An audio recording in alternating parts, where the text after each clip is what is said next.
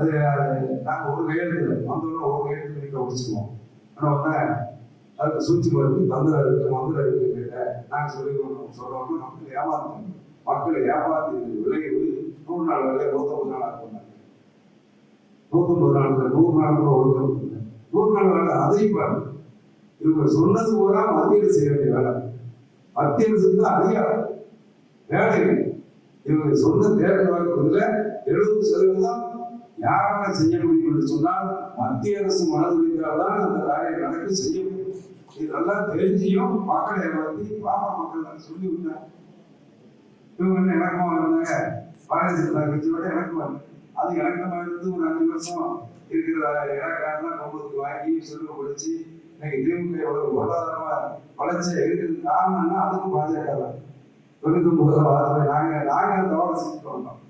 99 ஒரு வருஷம் 13 மாதம் இருந்து அன்னைக்கு ஒரு கூடாது வேலை ஒரு இடம் கொடுத்தாரு ஒரு சாமி. ஆமா சொல்லுங்க கரெக்ட்.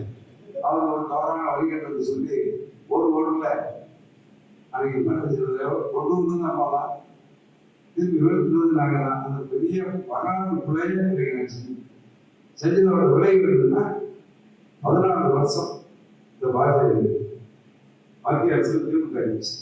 இன்னைக்கு இவ்வளவு பொருளாதாரமும் இவ்வளவு வசதியாக கூட அந்த அதிகாரம் அவங்களுக்கு கிடைச்சதுன்னா இந்த அதிகாரம் திமுகவுக்கு இந்த இவ்வளவு அதிகாரத்தை கொடுத்தது பாரதிய ஜனதா கட்சி. அந்த நாடு கூட அவங்க இன்னைக்கு என்னமோ தீண்டத்தகாத கட்சியை பார்க்க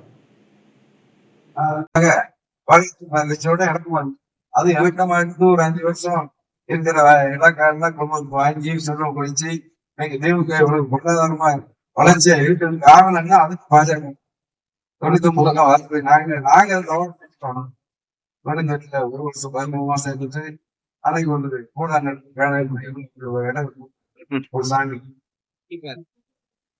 ஆமா அவருக்கு தவறான வழிகாட்டு சொல்லி ஒரு ஓட்டுல அன்னைக்கு கொண்டு வந்து நான் போனேன். வந்து நாங்க பெரிய வரலாற்று பிள்ளைய இன்னைக்கு ஆச்சு. செஞ்சதோட விளைவு என்ன? 14 வருஷம் இந்த மத்திய அரசு திமுக பாரதிய ஜனதா கட்சியினுடைய மாவட்ட நிர்வாகிகள் கூட்டம் ஏற்பாடு செய்து என்னை அழைத்தார்கள். அந்த நேரத்தில் அங்கே நடைபெற்ற அந்த கூட்டத்தில் பாஜகவோடு 98 அனைத்து இந்திய அண்ணா திராவிட முன்னேற்ற கழகம் மாண்புமிகு அம்மாவின் தலைமையில் மிக சரியான கூட்டணி அமைத்தது. நாங்கள் அமைத்தோம். அன்றைக்கு பாஜகவோடு கூட்டணி சேர அனைத்து கட்சிகளும் தயங்கிய நேரத்தில் அம்மாவின் துணிச்சலோடு இந்த முடிவை எடுத்து அந்த கூட்டணியை வெற்றி கூட்டணியை அமைத்து தமிழகத்தில் 30 நாடாளுமன்ற உறுப்பினர்களை பெற்றதன் அடிப்படையிலே தான் முதன்முதலாக பாஜக ஆட்சியே இந்திய திருநாட்டிலே மலர்ந்தது. மாண்புமிகு பாரத பிரதமர் வாஜ்பாய் அவர்கள் பிரதமர் ஆனார்கள். ஆனால் பல்வேறு சந்தர்ப்ப சூழ்நிலைகள் காரணமாக தமிழ்நாட்டு நல சார்ந்த விஷயங்களில் சில கருத்து வேறுபாடுகள் ஏற்பட்ட காரணமாக நாங்கள் வெளியேறினோம். அதை பயன்படுத்தி அன்றைக்கு 99 திராவிட முன்னேற்ற கழகம் பாஜகவோடு கூட்டணி வைத்தது. கூட்டணி வைத்து அன்றைக்கு மீண்டும் பாஜக ஆட்சி மத்தியில் வந்த பிறகு மாண்புமிகு பிரதமர் வாஜ்பாய் ஆட்சியில் 5 ஆண்டுகள் நல்ல வளமான துறைகளை வாங்கி கொண்டு அவர்கள் வளம் பெற்றார்கள். அவர்களை கட்சியை வளமாக்கினார்களே தவிர தமிழ்நாட்டுக்கு ஒன்றும் செய்யவில்லை.